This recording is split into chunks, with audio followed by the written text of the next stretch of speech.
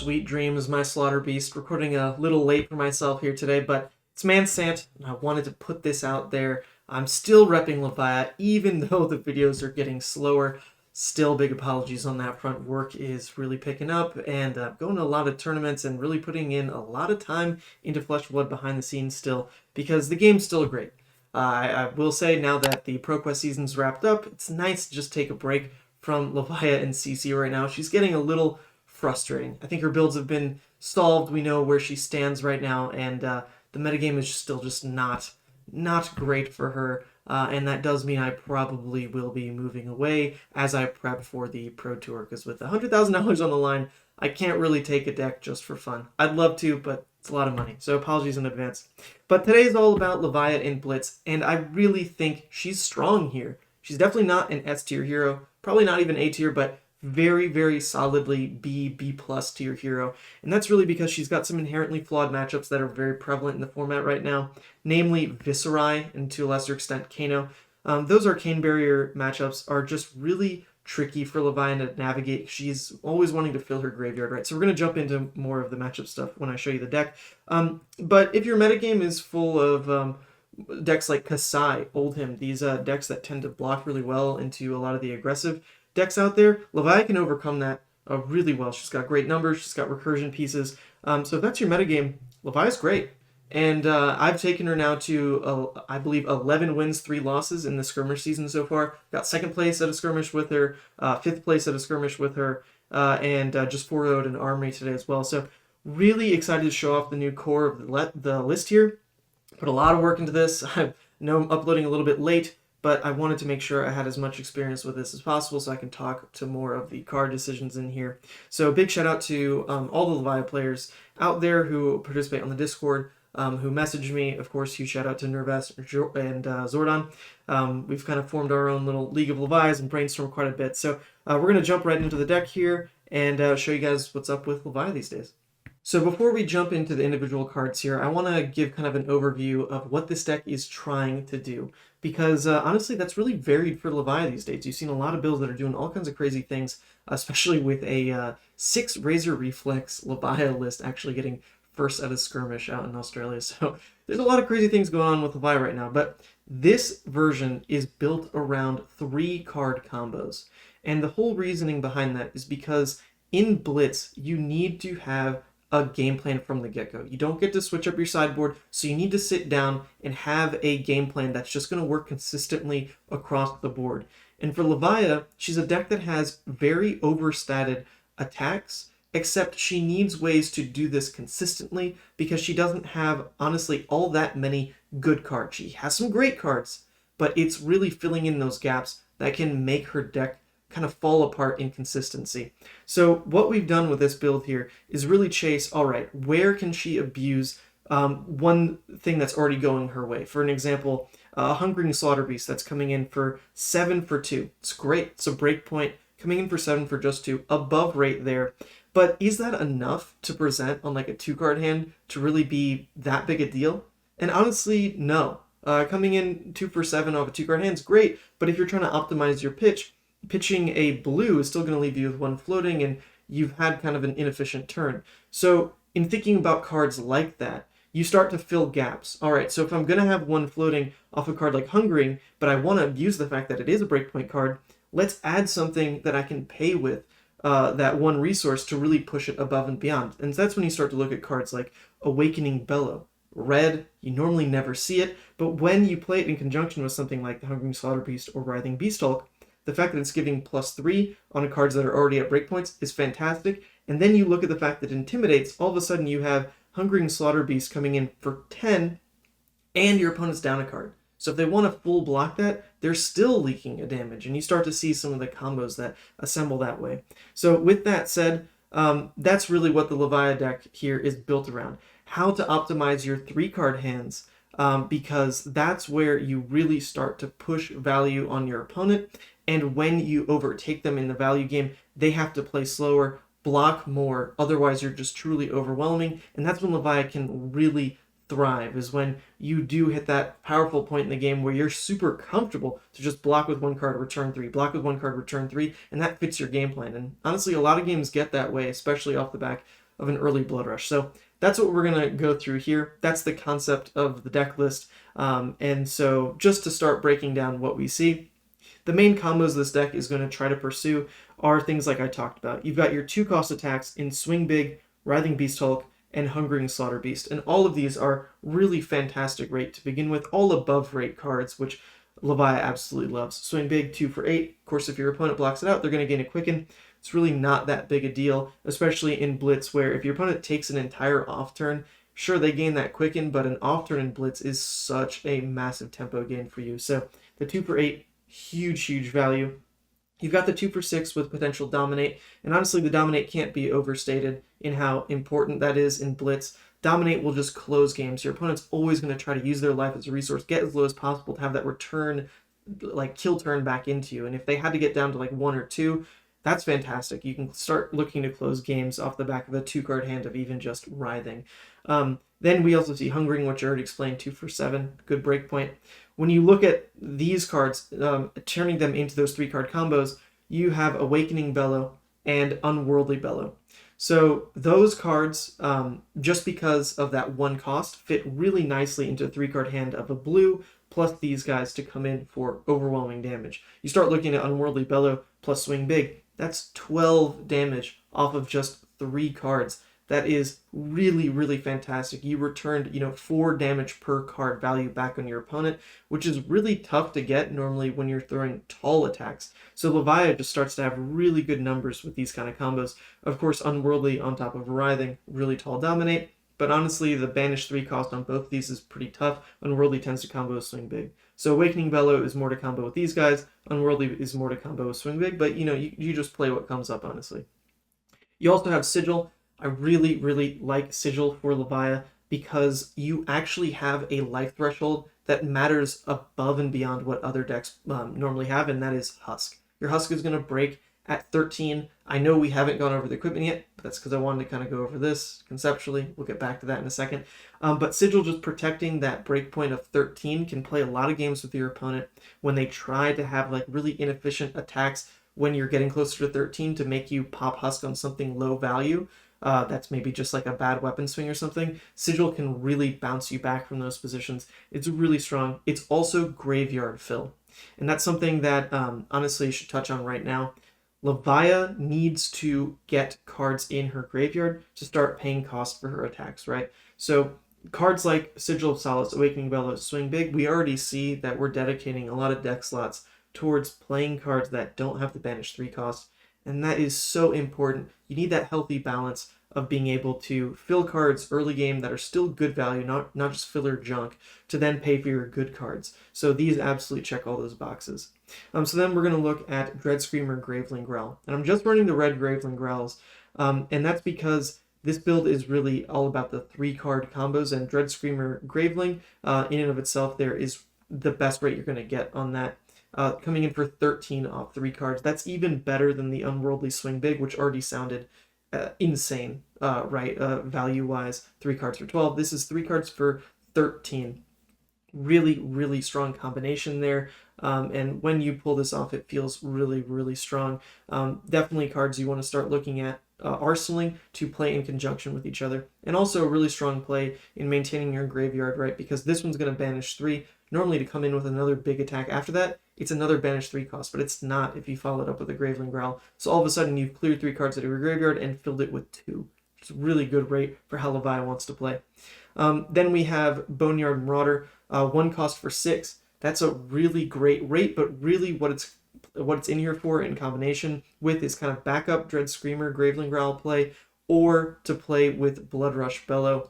The play line of being able to pitch a blue for Blood Rush into Claw, into pitching another blue for Claw, leaving 1 floating to follow up with a Boneyard that was an arsenal for like 18, and then you get to have that other card in hand to then reset an arsenal, cannot be overstated. That is such a huge play. It's something that Levia truly has unique over Rhinar in this sense, is that she has the 1 cost brute attack that doesn't discard from hand. So she gets to reset that arsenal on a Blood Rush turn that just keeps her pushing forward momentum-wise. So that's really what Boneyard's in there for, is in combination with Blood Rush. But always solid off the back of a Dread Screamer, right? Then we've got Endless Maw, and this is as a backup off your 2-card hand plays. It comes in for 9 for the most part, just off of 1 blue. Another fantastic rate card. It's one of the best rates Levia has, and still one of her unique selling points over even decks that are really being pushed above the curve right now, like Viserai. Their 2-card hand can present 8 damage with like Rattle Bones targeting Swarming Gloomveil, and that gets pretty ridiculous. A lot of split damage too, but Levia still has 2 for 9, baby. That is so good. So if they keep printing more cards like Endless Maw, I'd be happy. This card's just so good. You've got Beast Within to combo in conjunction with the Bloodrush Bellow here. Other than that, this card is just something you can play early game if you want, because it doesn't have a banish cost, and really just going to block with it apart from that, or really set it up to discard with Bloodrush, right? If you'll notice, this was all the reds here. These were the only yellows. That's because yellow doesn't pay for anything you want in this deck. Everything's based around pitching a blue, right? You've got these which want a blue, you've got these which want a blue, you've got these which want a blue in this, right? So that's what your whole deck's built around. So why add yellows if the pitch isn't really helping you out, right? It's the argument for running the reds over the yellows. Like, what is that yellow paying for? Honestly, nothing in this deck. And if you are faced in those like Frostbite matchups, like maybe Oldhim or definitely Lexi, the fact that you actually can kind of slow down a bit and still play strong attacks off of just that 1 blue, pay through the Frostbite tax, is also something that the deck already has built in. So just another reason to not worry about splitting an extra pitch here and there where you can with the yellows, right? So then we'll look at the blues that Levia has access to, and I'm kind of like tepid on how I feel about the blues right now. I think some of them are really solid, some are filler, but really don't have a better replacement as of now, I think. So start with Blue Dread Screamer. This is just one of the better cards you can pitch back into your deck and see later. The ability to just, pull out Go Again for this deck is always hugely important. And if it does come up as a tempo play to actually play out in first cycle, it being followed up by Graveling is still like a strong line. So Blue Dread Screamer, just very good. The Blue Convulsions, really great card. This is what the blues really should be for a deck like this. It's something that you pitch in first cycle. You never think about this card. If you want to block with it, sure, but when you see this during second cycle, it's what's going to win you the game. Giving something Dominate, being able to just seal the game off of even like a Graveling Blue Convulsions coming in for 8 Dominate, super strong, great quality blue. You've got some of the just ones we have to run with Wrecker Romp and Deadwood Rumbler. Those are just blue 6s. You need to run as many 6s as you can for just synergy with Levi's ability turning off Blood Debt, and for the discard with Bloodrush Bellow. So you're always going to take these. Wrecker Romp and Deadwood you can also play early game. Wrecker Romp's pretty good for that on turn 1 because it actually fills grave with 2 cards. So they're pretty decent. Then you've got Blue Barraging Beatdown, and this one's in here just to have another early game instant playable. It's not really going to come up with like the +2 going through. I mean, it's not that much damage, so like if you're gonna hold it to actually play it and your opponent lets it through, cool. But for the most part, you should never value this card in hand as like a card you're actively playing. The 3 block value is worth more. The blue pitch is great. And the fact that it's just instantly playable to fill grave is also really important, because you need a lot of that, especially if you're playing Graveyard Light, playing very aggressive. You need to just like boom, fill grave. So that's why it's there. In the same vein, you've got Whisper of the Oracle. This is very much like a flex slot for the blues, but it's kind of just like a budget barraging beatdown. So I guess you could run like High Roller if you wanted, but it's just 0 cost, instantly playable to fill grave. And the Opt 2, if you're playing this like turn 1 or 2, is actually like pretty valuable in Blitz, in that digging for your power cards is really strong, especially the fact that this build is built around 3 card combos, one of the cards being a blue, just doesn't matter what it is, but the other cards needing like specific pairings. The Opt can help kind of fix some of that if you know what your arsenal already is. Or of course just like, turbo dig for Blood Rush. So you're really never going to play this. Once again, it's mostly for the block, mostly for the blue, but it can instantly fill if that's what you need to do. So decent card there. Then we have Doomsday. I still really like Doomsday. In Blitz, you don't really get to play it often, but because decks like Oldhim are out there, and actually Kasai can also play very slow into you, you need this high-value late-game card that demands an answer, because otherwise your opponent really can try to just wait you out of threat. It's harder to do that because you have the Dominates in the deck, but they can. And so Doomsday just sealing a deal of slamming out Blasmafet and demanding your opponent to keep cards to answer it or just let it sit there and gain free value, really strong. So I still like it for Blitz. Soul Harvest, same thing. It's just another blue 6. You'll never play Soul Harvest in Blitz. Like, if your graveyard is to the point where you can afford to banish 6, you still shouldn't play Soul Harvest. You should use those cards in graveyard to just never worry about turning off Blood Debt again with your other attacks. So just not not really playable. You've got the one Reckless Swing, fantastic card. Got it. I wish the discard choice was optional, so I could run more of them. But because it's a mandatory discard, it can clunk up, especially if you get 2 in hand. So you really just want to run the 1. It seals games. If you see it early, it deals a bit of damage, fills your graveyard an extra bit, and it's just a blue. So always great at 1. And then I have 1 Howl from Beyond. And this is the only recursion piece I have in the build right here. And it's really because of the fact that the instant ability to refill your grave can really be important, even in aggro matchups where blocking maybe isn't the right play. It's not really going to get you to the finish line, and holding cards will. This is at least a way to turn in the light block matchups or those extreme late game matchups like Oldhim into more consistent play lines for you, where you can just instantly fill graveyard with the Howl and try to recur it a bit. And the more you do that, the better. It doesn't really fit into any cost curves too well. It's only at 1. It's nothing too integral to what you're doing, but having it is just great insurance. It's a great safety net to fill the graveyard. And when you keep big hands, like if your opponent just full blocks, passes back into you, which they might do on something like a Blood Rush, turning in your next hand of potentially just kind of blank resource cards into a free 3 damage with Howl, really strong. So that is the entire deck here. I think the main flex slots are really going to be in the Whisper of the Oracle, and whether or not you want to play some of the like more 3-card combos here, or lean more into like Art of War Shadow Puppetries with the Graveling Growls and all that line. So those are just other ways to take the build. I definitely prefer kind of this go tall combo heavy version that I've got here. It feels really consistent.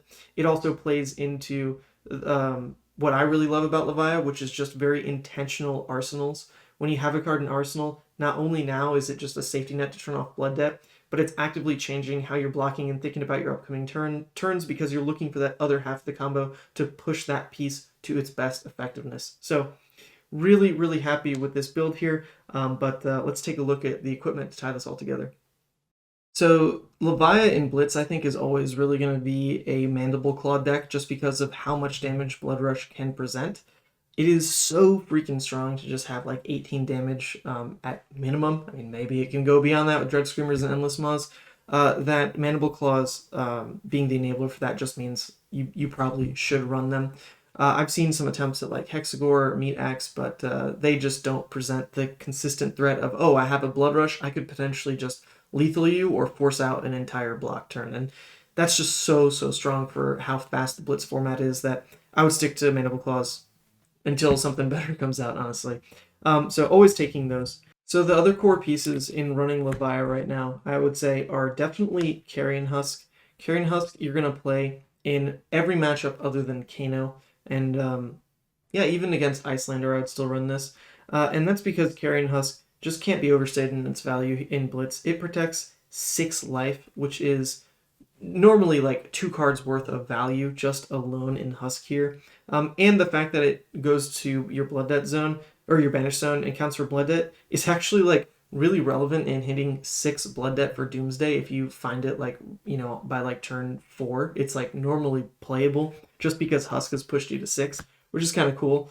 So Carrion Husk just really strong. One of the main selling points of running Levia, just in that she denies like an entire 2 cards worth of value in that, and 6 tends to be like a very healthy number. It blocks out normally for its full value. Sometimes you'll block like a 5 with it. Feels a little bad, but for the most part, Carrion Husk just always a star.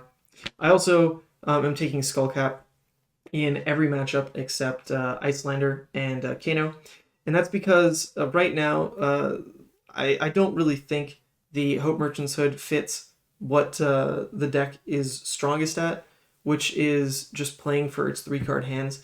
The Hope Merchant's Hood can kind of mess up what you know is coming, in that counting through what you've played, what you've blocked out, having a piece intentionally in arsenal, knowing, okay, like I've got, two unworldlies left still. They're coming up. This is, why I'm going to choose to block this way, set up the swing big this way. Hope Merchants does throw that off, so I'm less inclined to run it in this kind of build, especially since you aren't actually that bad already into the somewhat slower matchups where you would want to take Hope Merchants just as a way to protect from turning off Blood Debt. I think you're actually fine.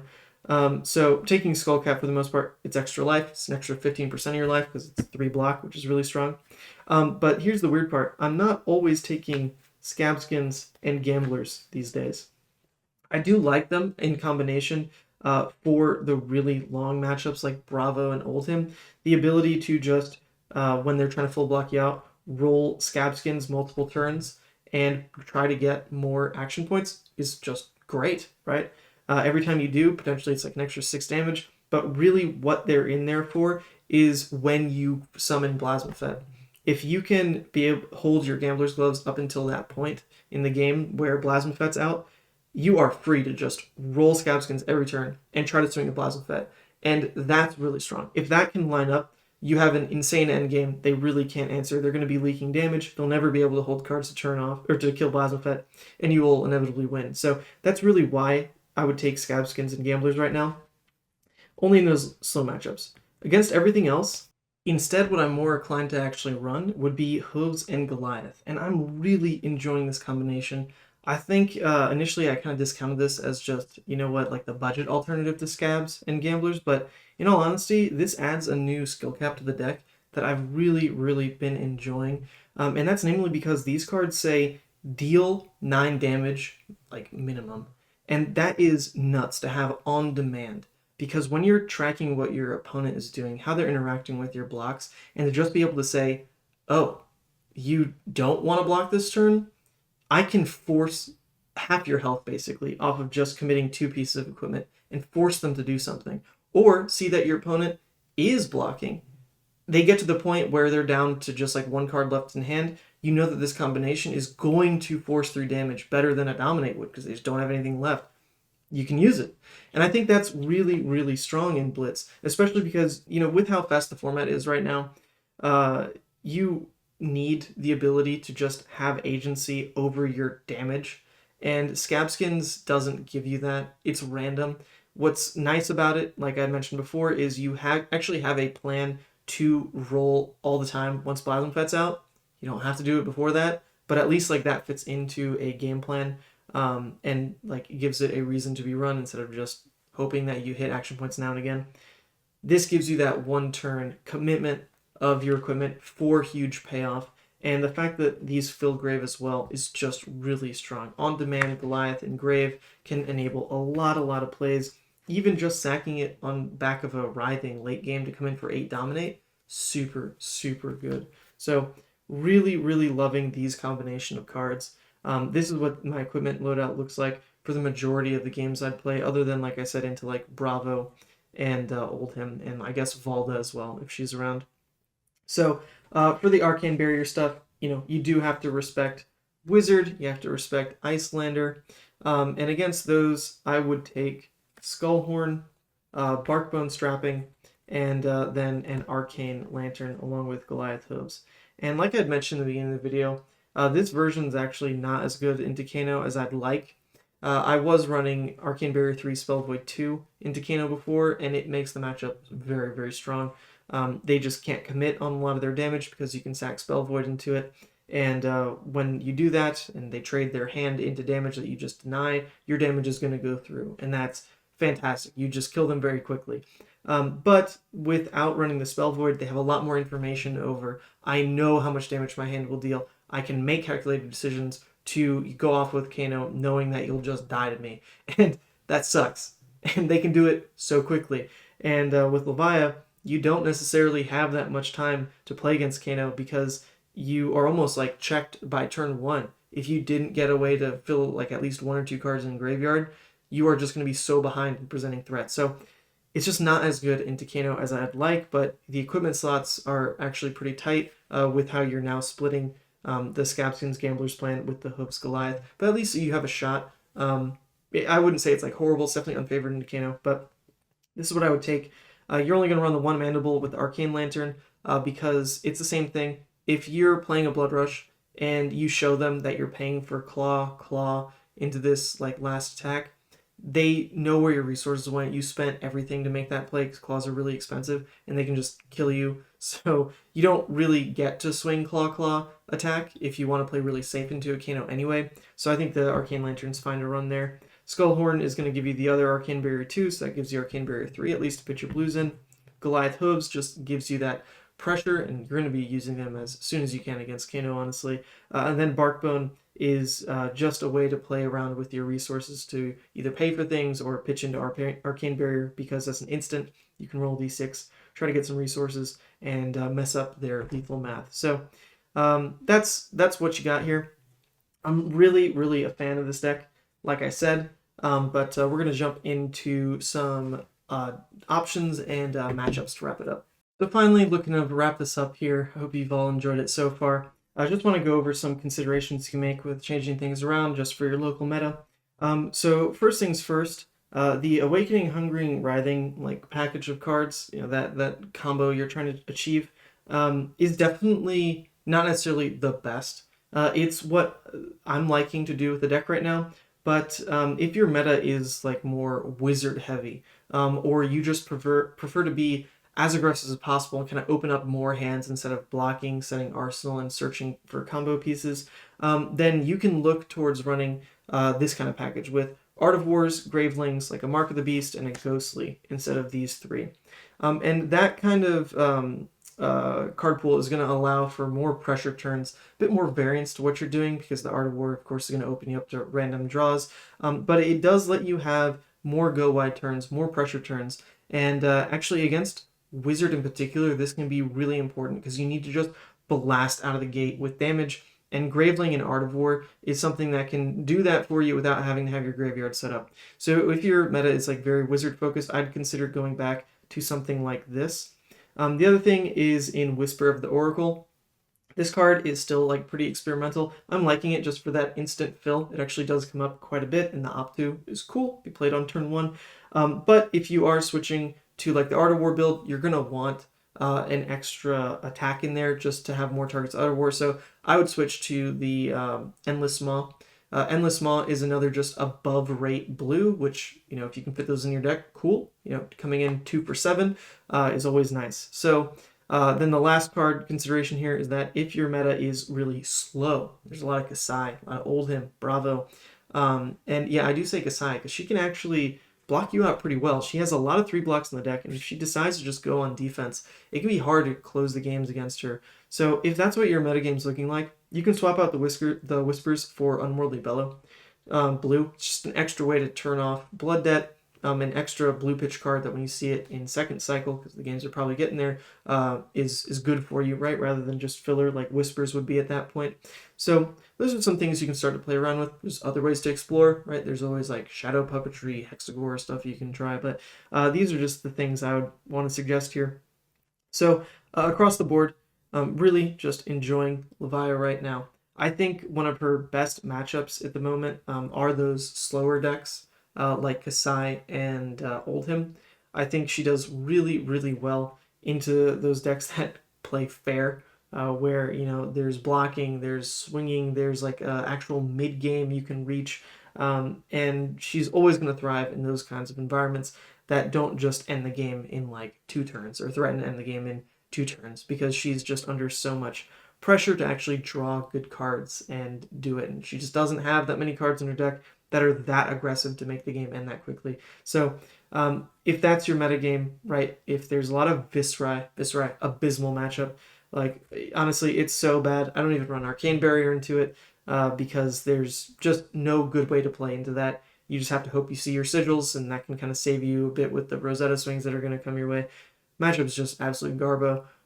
So that's your meta. Levi's just not a good pick at all. Kano, really tough with this. Like I said, you can make some changes to fix that. But against the rest of the board, so the more like fringe decks you're going to see, like Lexi, I've always thought Levi has been really strong into Lexi, especially in Blitz, where using Husk on the right turn is just going to completely deny everything they try to do, and you just slam them with damage, and that feels so good. Other decks like Rhinar, I think Levia is actually just better than Rhinar. I mean, that's hard to say because she doesn't have the same like turn one craziness that he does, but she just has more damage than he will, especially when the game can get tight and you trade down, and you really kind of equalize that matchup. They don't get to high roll you the same way another deck can just like lose from taking like 9 on turn 1. You have the husk to at least try to equalize some of that trade so they don't get to just like steal the game out of nowhere. And then when that happens, you just have more damage in your cards for better rate than they do. And that's just going to get you there. KO, just try not to get unlucky. Benji, you've got enough blocking equipment. You should be totally fine. Ira, you don't really see Ira that much these days, but this build does pretty decently into Ira. Sigils help a lot there. The 3-card combos help a lot because you're still fine in trading a card back to interrupt their mass draws and all that. I think that's totally fine. Other than that, I mean, just see how she does. I'll be honest here, I have not played against an Icelander yet. None of my testing buddies have gotten back to me about playing against an Icelander yet either. So the matchup's still kind of a question mark. I think it's okay. It just seems like a Kano that can't lethal you on turn 2, and gosh, I'll take that any day. Sure, there's like some disruption that they can throw in, right? But that's nothing Levia can't play through. She's got a lot of cards that she can just pay for off of blue, ignore the frostbite tax, and that's pretty nice. So yeah, I think, hey, she's a lot of fun. Give her a go. Try it with this build.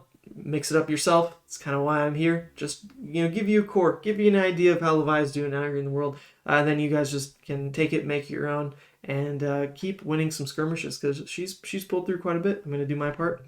Hopefully take one this weekend. So with that was the updated Levia Blitz list. As always, if you have any questions, just leave a comment. I'll get to it, even though I'm pretty busy these days. But yeah, have a good one.